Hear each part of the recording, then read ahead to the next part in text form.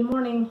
This is Melanie Sepsic for Homeschooling Teens for Success, and today I have Nutmeg with me, and we are going to talk about life hacks to make your homeschool day easier.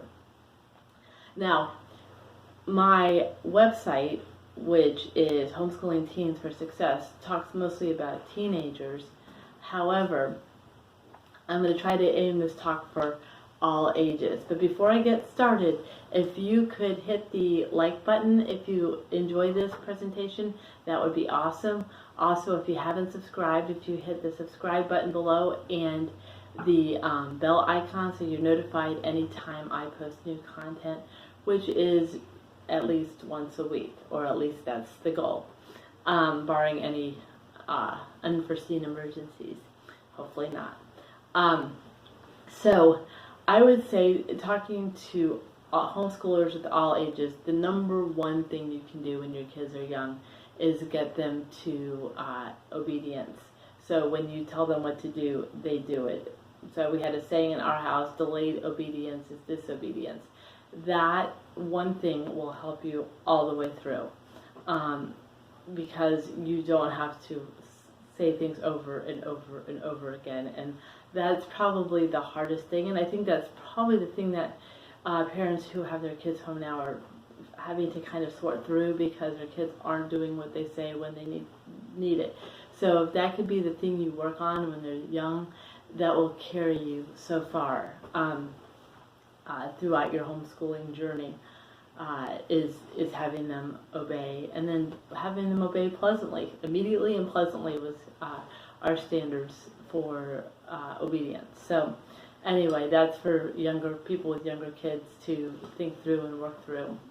And the second thing in that is not to allow them to interrupt you. Teach them how to touch your arm.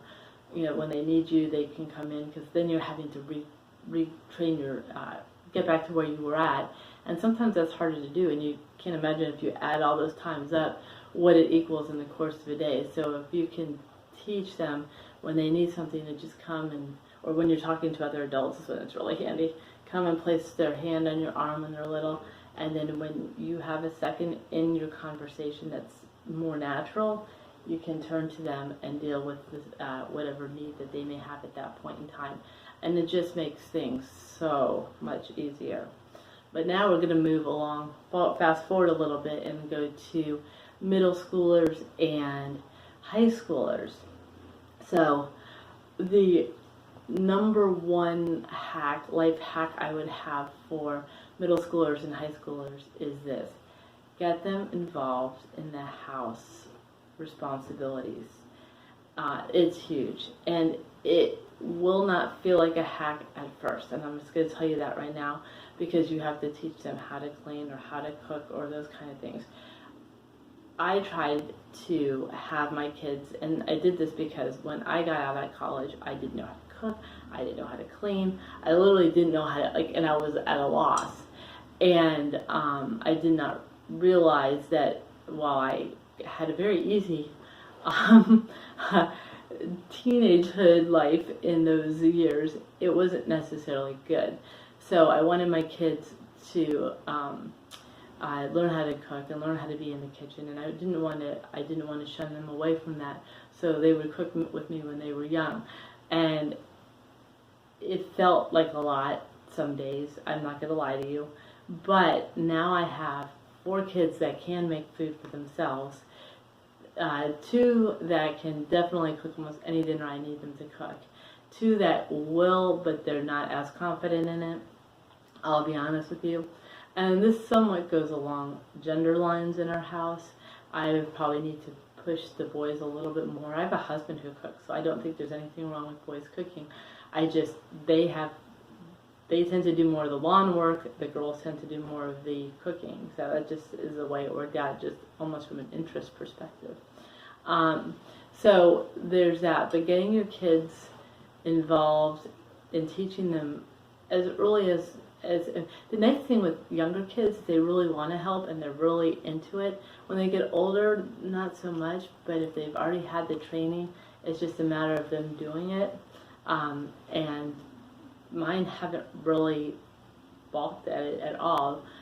But when they started to learn how to do it, they wanted to learn. They really wanted to learn how to do it. They wanted to have that independence, and so take advantage of the younger years for that if you can. If you can't, just do the best you can, but teaching them those skills and expecting them to do it will help you. So getting them involved in the cleaning and the making food and that sort of thing. My second life hack is meal planning. So while my kids did the cooking, I did the meal planning and the shopping. And with that, I had the hardest time coming up with food to eat. And after like 5 days of grilled cheese for dinner every night, I said I have to do something different. And so, excuse my dog. Life hack number 10, have a dog that doesn't bark at every little blade of grass that moves. Anyway, so I came up with a meal plan that I put on a chalkboard. And if you go to my article, which I'll link to below, you can see my lovely chalkboard with in my kitchen, which I keep up to date for the week, so the kids don't always ask me all day too, what's for dinner tonight? So they know what the girl, typically it's the girls that make it for me, but they know what they're making and they know what they're eating, so that helps. But we kind of go by a basic framework, and sometimes I switch it around just based on what we have going on in the week, but I get this when I go shopping, and then it's there. And we usually do meatless Mondays, which is usually pasta and sauce, although a lot of times we do put meat in it, I'll be honest with you. But it went with Monday, so hey, meat Monday. Tuesday was Taco Tuesday. Wednesday was Hump Day hash, which is just something in a casserole. Thursday is usually salad with meat on top. And Friday is either breakfast for dinner, or I get the kids Little Caesars and my husband and I go out to dinner. Saturdays and Sundays are the 2 days that I leave open, because those are the 2 days we're most likely to have company, and I try to vary it based on when we had the company last. Our oldest son and his wife live close by, so they come over, and I don't want to have the same thing every time they come over, although I don't really think there's anything wrong with it. And now that I think about it, we have lately, but that's more for their dietary concerns than ours. But anyway, so those nights get varied and have some more creativity with them. But it just gives me something to go off of. I just try to do the standard things that everybody enjoys. And in the summer, in the summer we don't do soup. In the winter, some of those crock pot meals are just soups that they make up, or I make up, and we put in the crock pot, and they're ready. We do a pretty heavy basketball schedule, and we can't all eat at the same time during basketball season. And those are things that stay hot, and people can just get out when they get home and can serve themselves. The other hack that I do is I do not make breakfast or lunch. So I call it yo-yo. You're on your own. So they get up in the morning, and I have the same things pretty much available every morning, like bagels and cereal and those sorts of things for the kids. When we're being more healthy, we'll have, or when they get up extra early, they can have eggs and bacon with my husband and I. But otherwise, we have basically the same things available, and they get their own, they eat it, they clean it up, and that's a huge help for me because I don't have to stop and do that. I realize if you're watching this and you have young kids, it might be a few years before you get to that point.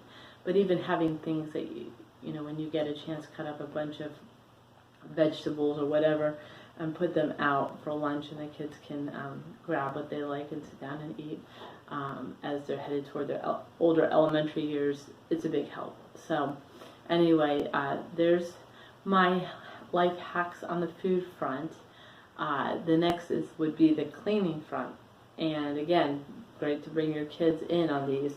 We've somewhat, back in the day, I did flylady.com, which I have the links in my article below, where she divides the house into zones, and you clean a zone every day. I kind of like the feeling of having the house clean all at the same time. So what we do is, every night before we go to bed, we straighten, so we get up to a clean house, make our beds in the morning and straighten up, and then we start our school day. And then for the cleaning for the week, typically I would say I would do it on Saturdays or before company comes, because often company comes on Sundays at our house. Sometimes Saturday nights, but Saturday mornings is a great time to clean up and get the house ready. So I assigned the kids room. One kid has the living room, one kid has the family room, one kid has the the bathrooms, and I have our bathroom, and my daughter has a bathroom in her room. So she has her bathroom, and that pretty much, and I do the kitchen, and that pretty much takes care of it for the living areas. And then I just keep our space upstairs clean, and everybody takes responsibility for their own bedroom. So that's how that works and gets cleaned on a regular basis. And I'm not having to do everything. And the kids totally take care of the dog. I've delegated all those duties out too. So delegating is a big deal, and it's a big help, especially when you have middle schoolers and teenagers who are completely capable of the work.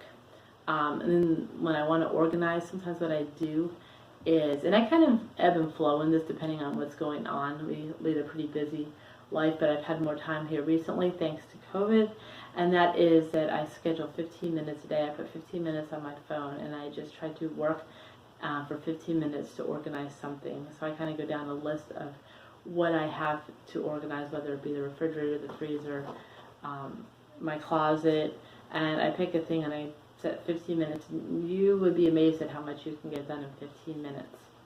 And I think the final life hack, and you can read more in my article, but the final life hack I would discuss, and I may have more videos that I do like this, because it is helpful to know what other people do, because you can adopt it to how you live, and you can get ideas that way. I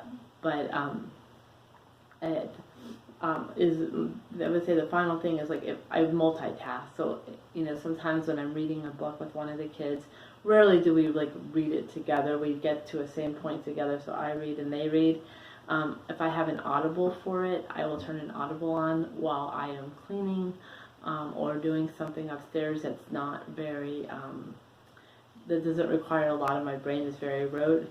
Or when I'm driving, I'm out on errands, I'm in my car, I will put it on to listen to it while I'm driving. So that is a way that I've gotten more done in less time, and I don't get myself behind or feel stressed.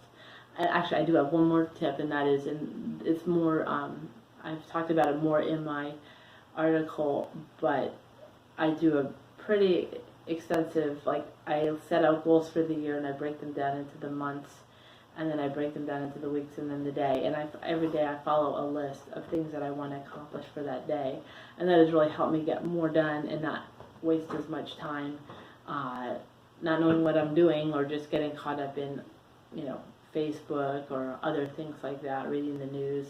I know that can be a hard thing for some people. It is for me. I get on my third news article, and I've just let 30 minutes go by, and it's not bad to read those news articles. I'm not saying that, but I'm just saying that sometimes I can waste time that way. So anyway, I hope this helps. Leave comments below. If you have any questions, leave those below too, and I will answer them.